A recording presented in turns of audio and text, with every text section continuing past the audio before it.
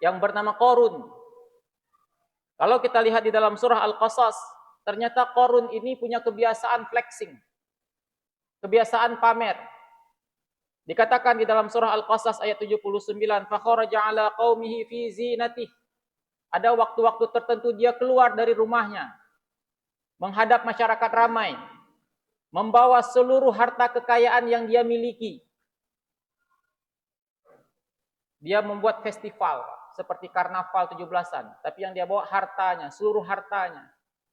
Dan itu yang terjadi pada hari ini. Walaupun kita tidak membawa harta kita di tengah jalan, tapi kita bersembunyi di balik agenda halal bihalal, bersembunyi di balik agenda open house, bersembunyi di balik agenda ramah tamah lebaran, bersembunyi di balik agenda silaturahim lebaran.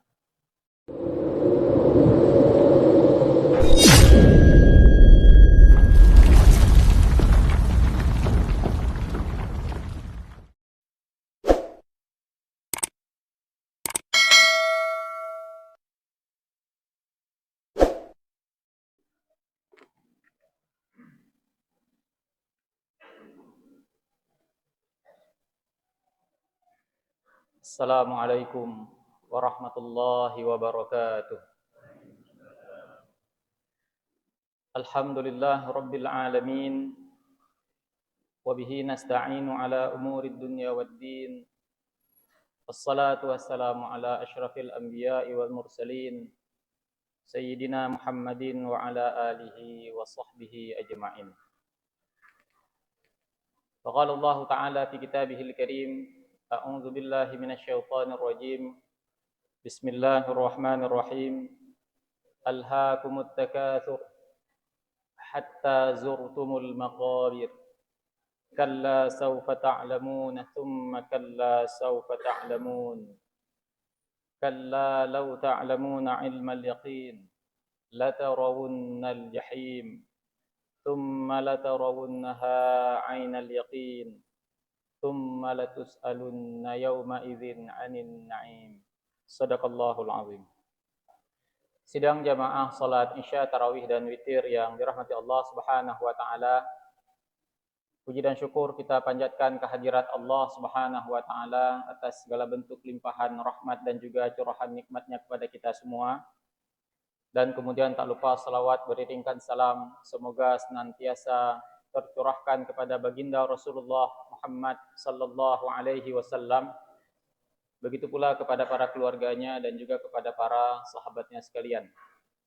Alhamdulillah, malam hari ini kita sudah memasuki malam ke-28 dan beberapa hari lagi kita akan berpisah dengan bulan Ramadan dan kita akan bertemu dengan Hari Raya Idul Fitri 1 Syawal 1446 Hijriah. Sebagaimana yang telah menjadi budaya di tengah-tengah masyarakat kita, ketika Lebaran tiba, maka momentum Lebaran ini dimanfaatkan untuk menjalin tali silaturahim. Ada budaya di masyarakat kita, budaya mudik, kita pulang ke kampung halaman masing-masing, bertemu dengan sanak saudara. Dan bagi yang tidak mudik, setelah kita menunaikan sholat Idul Fitri, maka kita melakukan kunjungan kepada tetangga, sanak saudara, sampai beberapa hari setelah Lebaran selesai. Dan tentu saja ini merupakan satu budaya yang baik, di mana pada hari ini kita hidup di zaman modern yang kesibukan kita akhirnya membuat kita mungkin tidak sempat untuk saling mengunjungi sanak saudara kita. Atau sanak saudara kita bertempat tinggal jauh dari tempat tinggal kita. Dan momentum Ramadan adalah satu momentum yang dimana kita memanfaatkan waktu ini untuk beramah tamah, menjalin silaturahim antar sesama anggota keluarga.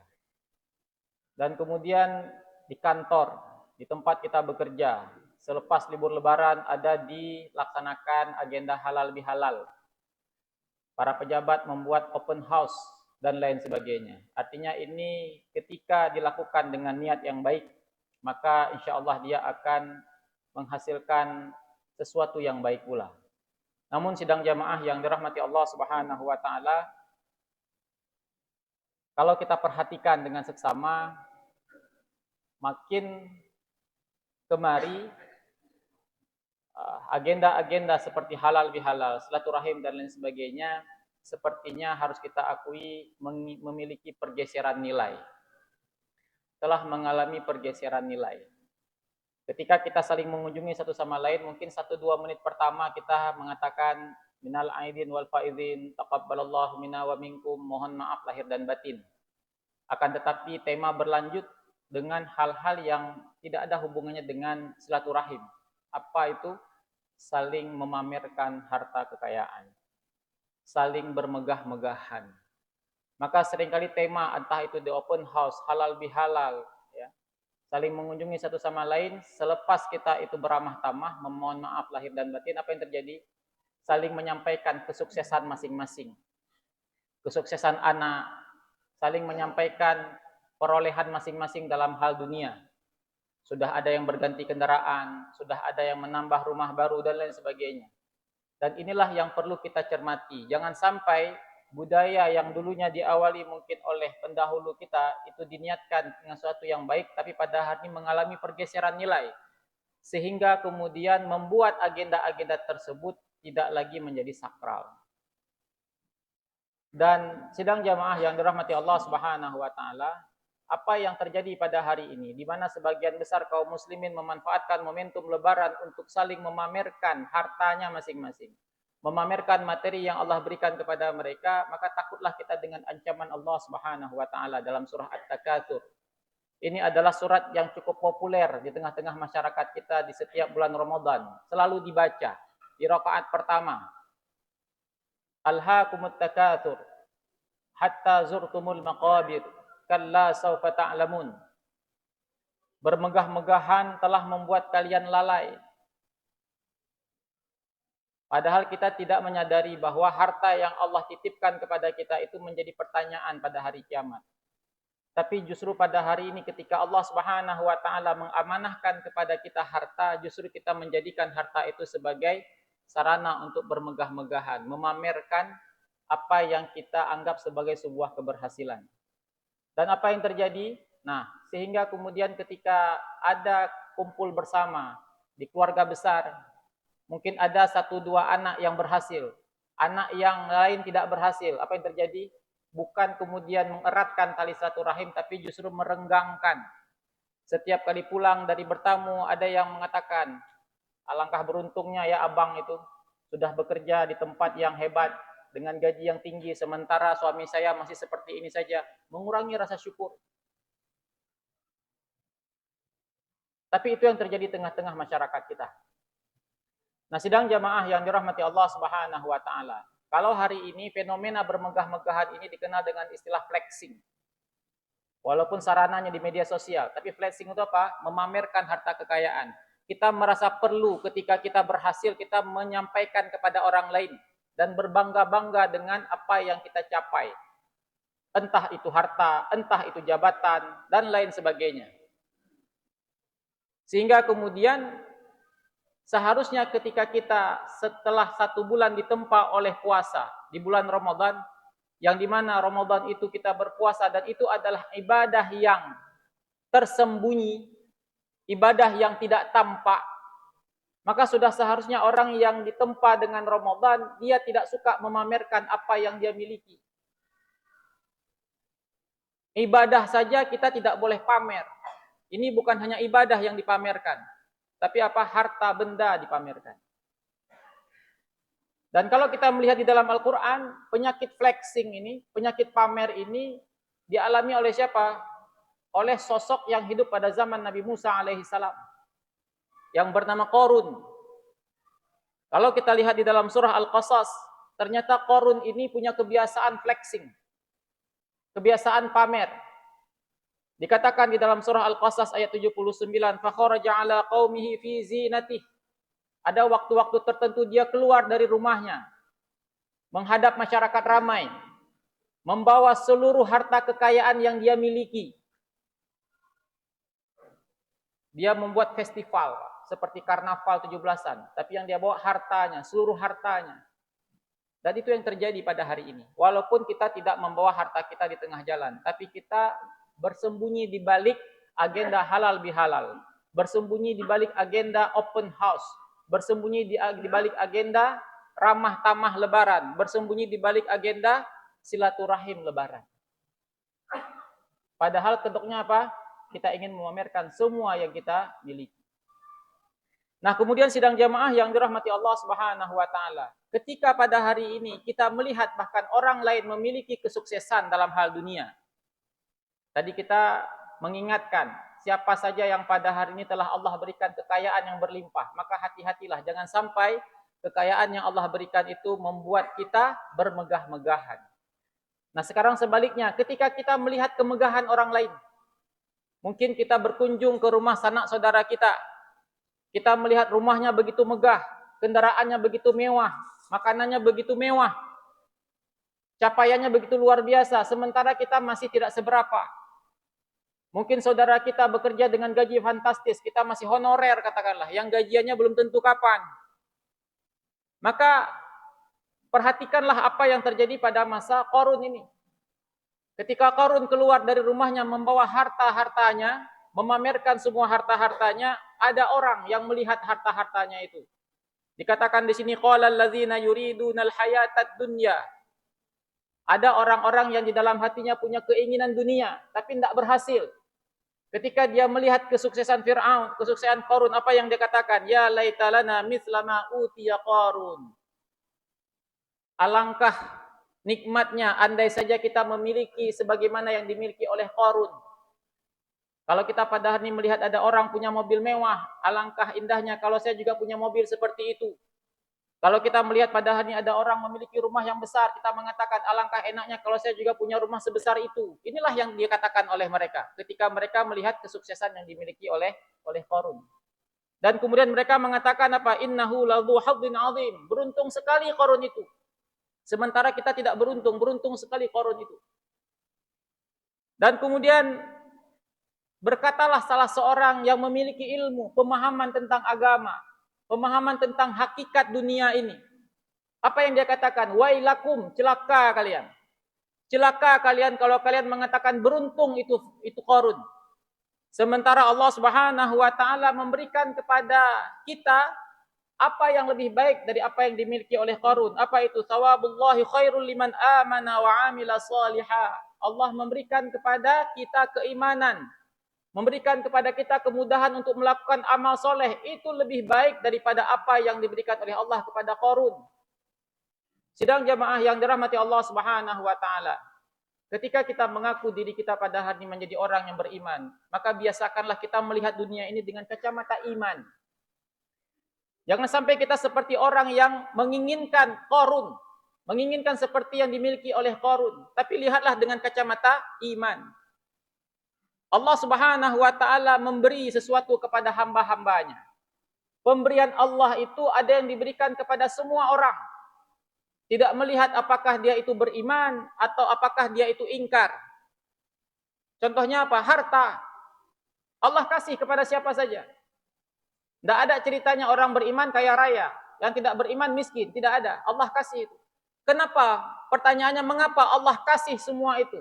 Tidak melihat apakah dia beriman atau tidak, karena harta itu tidak bernilai di sisi Allah Subhanahu wa taala. Dunia ini tidak ada nilai di sisi Allah Subhanahu wa taala. Dikatakan andai saja dunia dan seisinya ini bernilai di sisi Allah Subhanahu wa taala senilai sayap lalat, maka Allah tidak akan memberikan orang kafir itu minuman. Allah tidak akan memberikan orang kafir itu makanan. Tapi karena dunia ini tidak ada nilai sedikit pun dikasih sama Allah Subhanahu wa taala.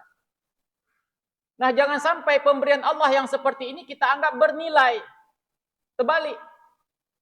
Nah, apa pemberian Allah yang sesungguhnya bernilai bagi hamba-hambanya ketika Allah memberikan kepadanya kenikmatan iman. Ketika Allah memberikan kepadanya kenikmatan berupa bisa melakukan amal soleh. Karena itu tidak diberikan oleh Allah kepada semua hambanya. Itu adalah kenikmatan yang dipilih oleh Allah Subhanahu wa taala. Hari ini semua orang bisa memakai jam tangan. Ada yang jam tangannya cuma 100.000 perak. Ada yang jam tangannya bisa sampai miliaran. Tapi sama saja jam tangan. Apa bedanya? 24 jam juga. Tapi pertanyaannya ketika dia memiliki jam tangan, apakah waktu dia memahami dan menyadari waktu yang diberikan oleh Allah Subhanahu wa taala?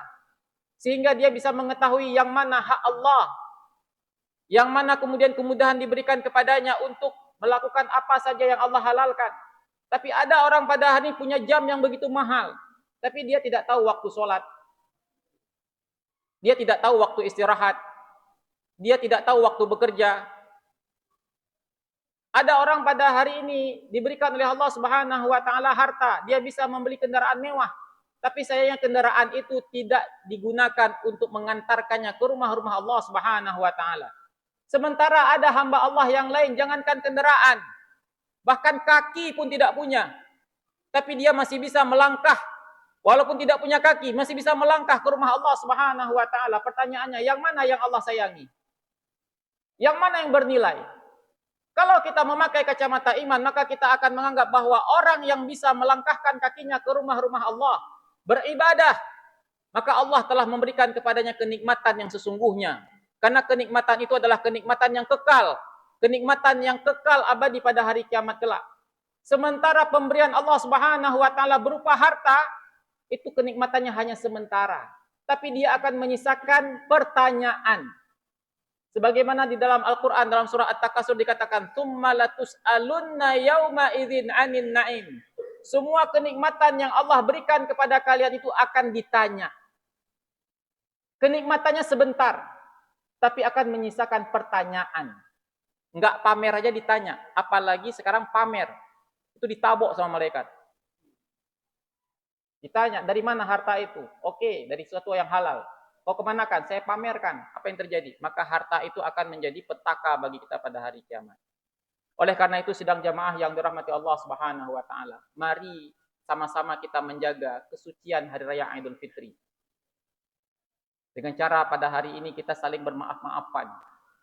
Kita sudah menyelesaikan 30 hari berpuasa.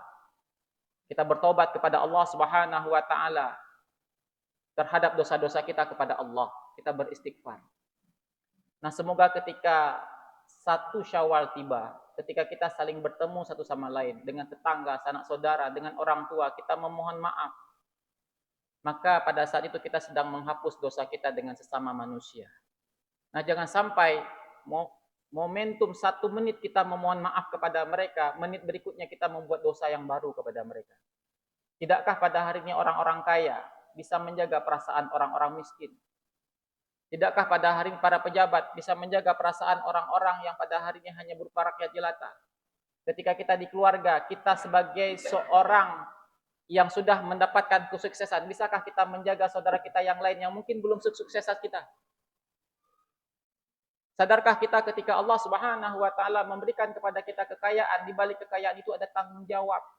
Di dalam keluarga, kalau kita sudah sukses di dalam keluarga, maka itu ada tanggung jawab. Maka kita bantu saudara kita yang belum berhasil. Bukan malah kemudian menyinggung perasaannya, melukai perasaannya dengan cara kita memamerkan segala bentuk keberhasilan kita. Padahal itu hanya sebentar saja. Dan itu akan menyisakan pertanyaan pada hari kiamat.